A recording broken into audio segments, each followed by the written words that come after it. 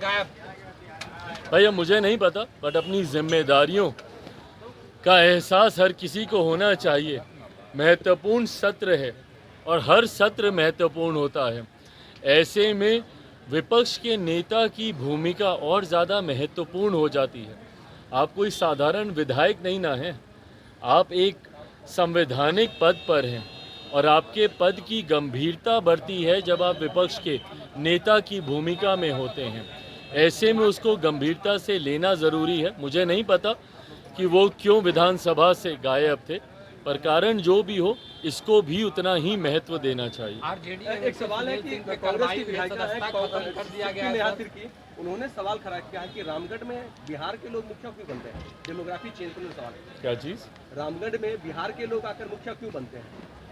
बिहार, वहाँ पे रामगढ़ में बिहार के लोग मुखिया क्यों बनते हैं आके? क्या मतलब? कांग्रेस की नेत्री है, उन्होंने झारखंड के सवाल किया कि झारखंड में आके क्यों आके बिहार के लोग आके मुखिया बनते हैं? देखिए, ये क्षेत्रवाद फैलाने का प्रयास विपक्ष के नेताओं के द्वारा से समय समय पर होता रहा है।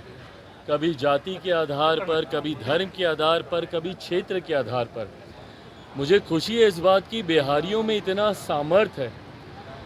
आप सबसे बड़े पदों से लेकर एक मजदूर की श्रेणी में भी आप देखिएगा तो देश के हर राज्य में एक महत्वपूर्ण भूमिका बिहारी निभाते हैं। आप बड़े बड़े बिजनेस हाउसेस में चले जाइए, वहाँ पर आपको बिहारी मिलेंगे। बड़े बड़े मीडिया हाउसेस में आप चले जाइए, बड़े बड़े पदों पर वहाँ पर आपको बिहारी मिलेंगे। कहने की ज़रूरत नहीं है, सबसे ज़्यादा IAS IPS ऑफिसर्स हमारे बिहार से आते हैं। बड़े बड़े अधिकारियों के पद पर विभिन्न राज्यों में, कल नीति आयोग की बैठक में हम मौजूद, वहाँ पर भी कई ऐसे बड़े अधिकारी जो विभिन्न राज्यों में बड़े पद पर हैं, उन्होंने भी आकर जब अपना परिचय दिया तो उन्होंने बताया कि वो भी बिहार से हैं। और वहीं एक ऐसा बड़ा तबका भी बिहारियों का है जो विभिन्न राज्यों में जाकर मजदूरी का काम करते हैं और उस राज्य की अर्थव्यवस्था को गति देने का काम करते हैं।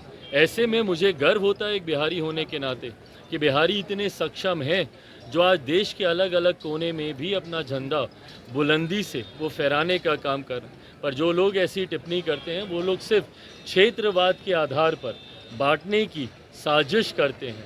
मैं मानता हूँ भारत सिर्फ भारतीयों का है और भारतीयों को ये संवैधानिक अधिकार है कि देश के किसी भी कोने में जाकर वो कार्य कर सकते हैं। धन्यवाद।